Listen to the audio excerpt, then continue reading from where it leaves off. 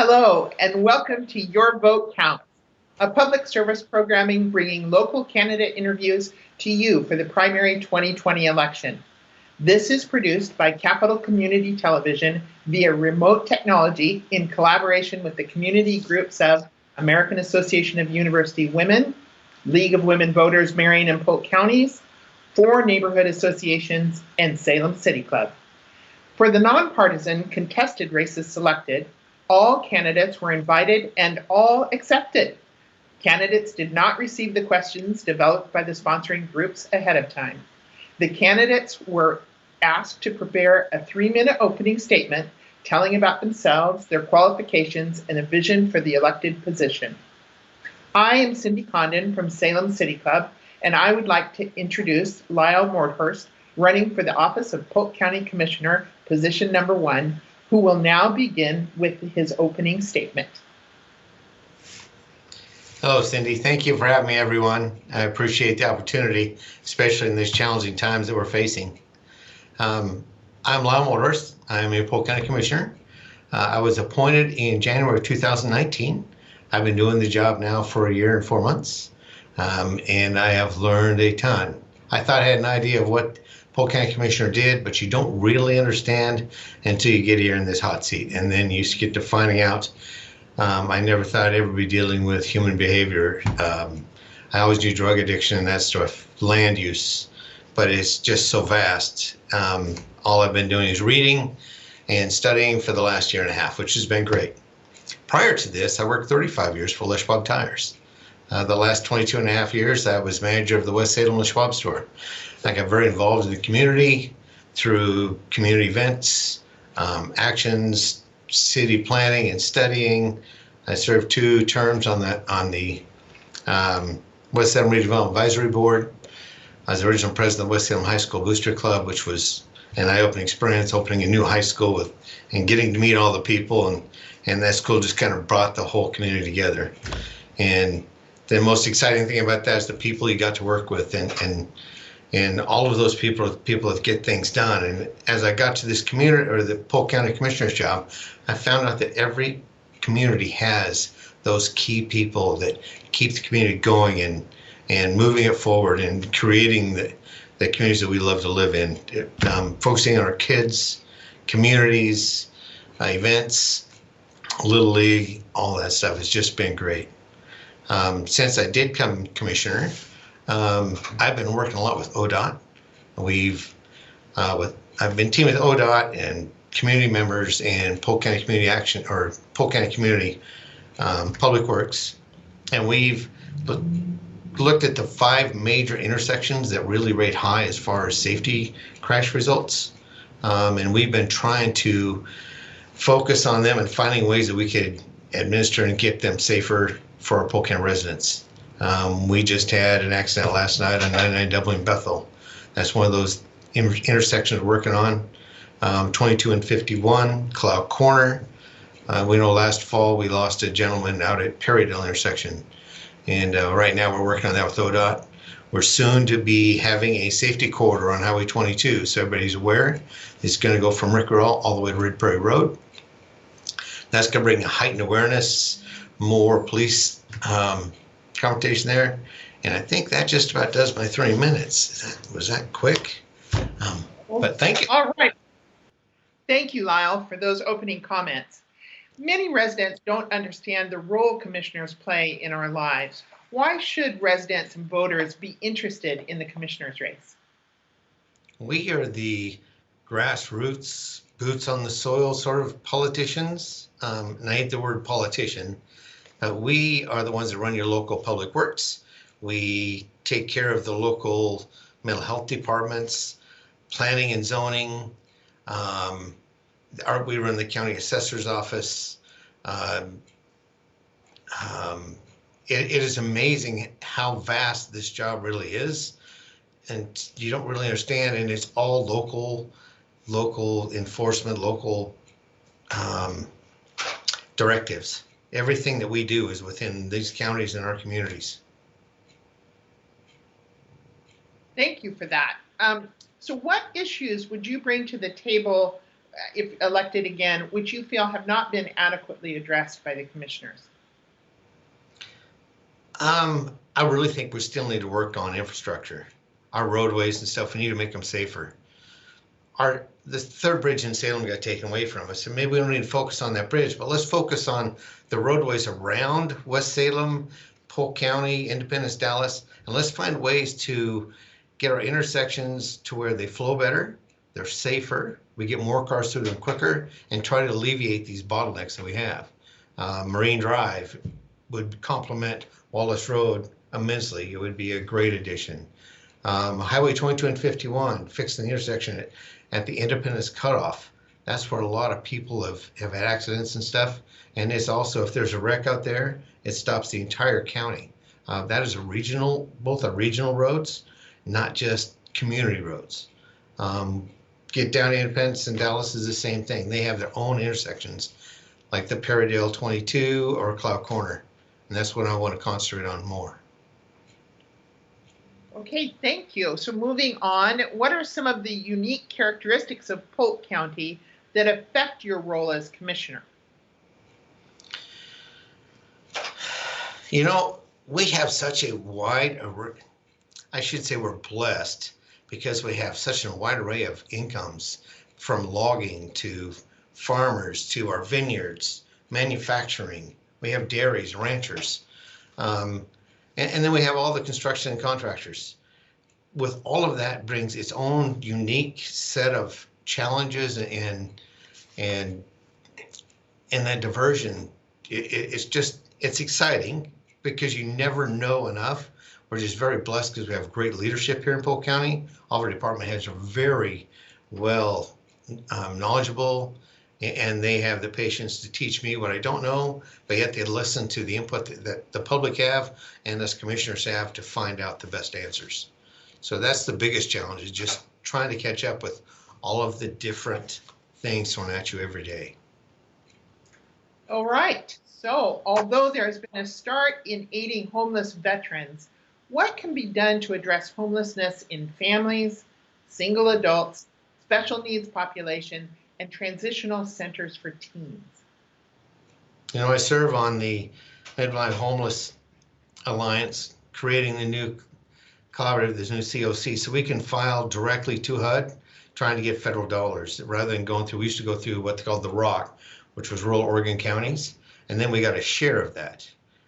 By going direct, we hopefully will get more funds. We can do a better job of creating more opportunities. I also serve on the Mid-Willamette Valley Community Action Agency. Jimmy Jones and his team have done an amazing job handing out all of the opportunities and supplies, keeping the homeless fed and warm. But also when they decide they want to change out their life, they're there to do that. On the Polk, or here in Dallas, the homeless issue is different. This is families that are working, moms and dads, some are single. Their kids are going to our school, but one of them lost an income or something, so they lost their apartment and they become homeless. We have money and available grants to help them get into those apartments, keep them homeless, or get them out of their homeless situation, get them back into a home, and keep that family part of the community. And our whole goal is be proactive. Let's keep them in their homes before they become homeless. They can come to us and they can ask for help, and we're here to get that to them. Okay, so let's move on to a bit of infrastructure. Water. How would you assess Polk County water quality, and how can water pollution be mitigated or water quality be improved? You know, water is one of the biggest challenges we have in the future. West Salem gets all their water from across the river in the city of Salem, piped over. Independence has an aquifer up above town in the hills with a dirt reservoir. Independence gets theirs out of the river and then treat it. And as far as just keeping spacing back from wherever your water sources come from, giving it adequate protection from any kind of pollution, but I really think we need to plan on finding other ways to have more water available. And the big one hits, the lines are dropped in the river with the bridges feeding West Salem. Dallas's earth dam falls apart. Independence will still be able to pull out of the river, but that's going to be our only source on this side of the river for Polk County. And that's an issue that we've been trying to figure out. There's a lot of land use and EPA things in order to get another reservoir built for Polk County in West Salem or in West Polk County that have enough water to take care of all of our constituents here in the county. That's something we'll always be looking at. Good.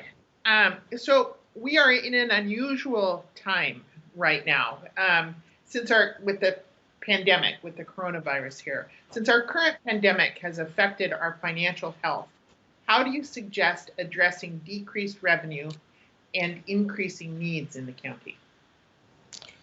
That is something we're already working on consistently. We are having meetings almost every day trying to forecast what our budget's going to be for next year and our funds. We want to do everything we can to maintain the services we provide today. Next year, we have 472 employees we want to keep employed.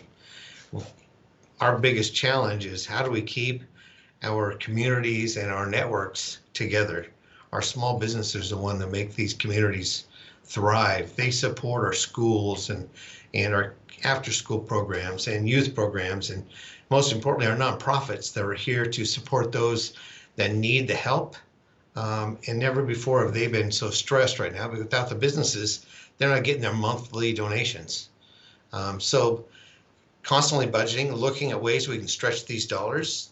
How can we make us more efficient next year over this year? What can we cut and what can we need to add? So it's going to be a very challenging year. Challenging for all of us, I think. Yes. So can public transportation be improved in Polk County, especially addressing senior citizen needs and connectedness to the coast and nearby cities? Yes. Public transit always has an issue because it doesn't always meet everybody's schedule.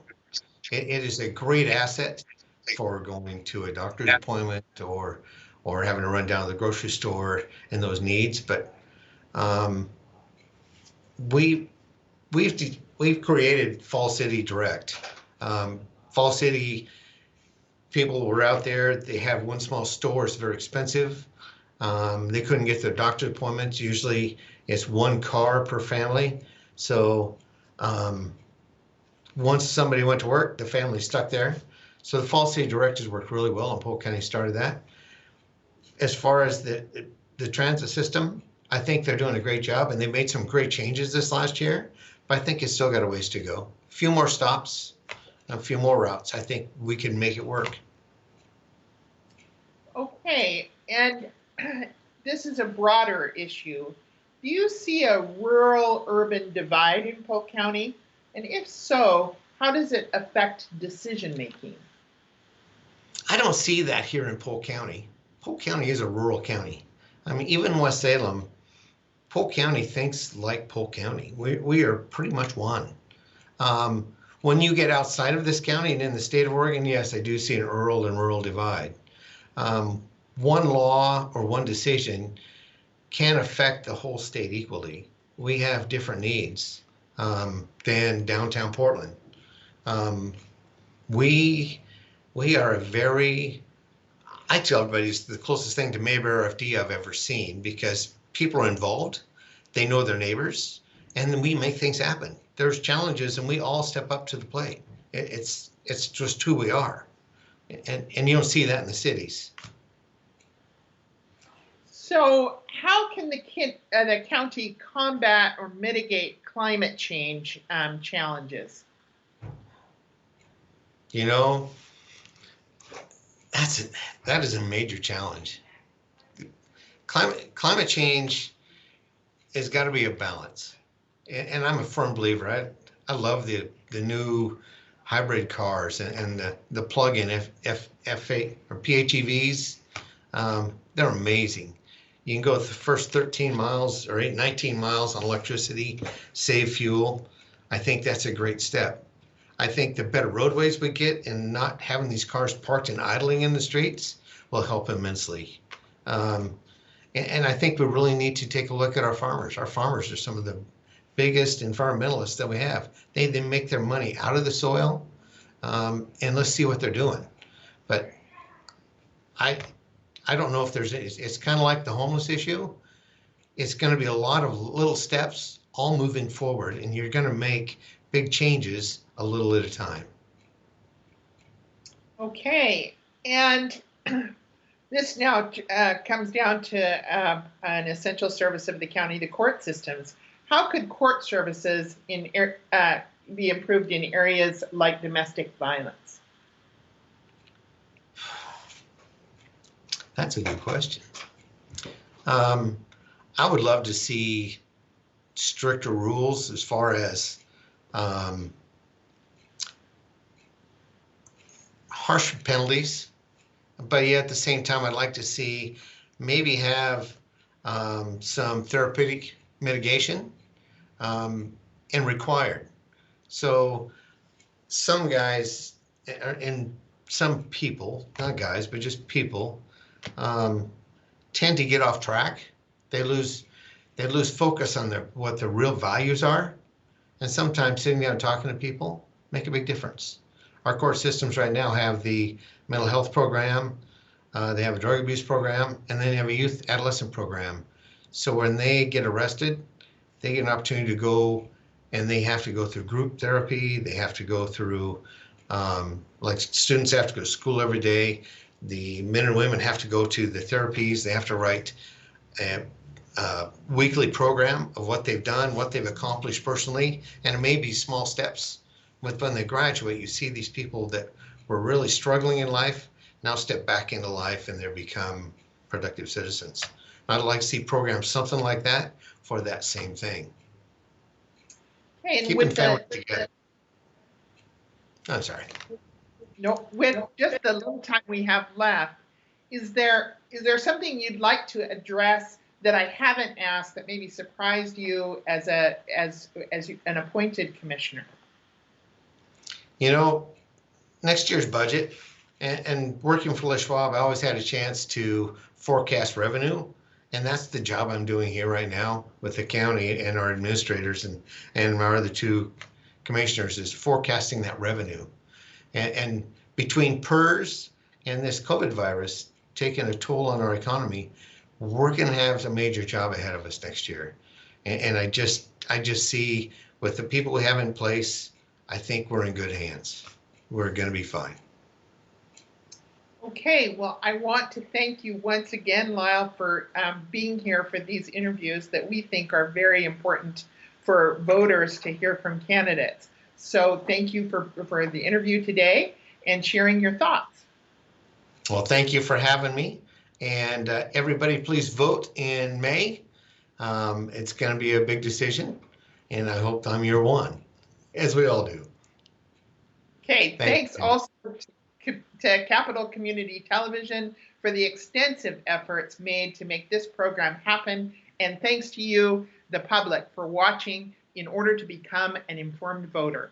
If you have recently moved or need to register to vote, you have until April 28th to do so. Ballots will be mailed out beginning April 29th. Remember to vote because your vote counts.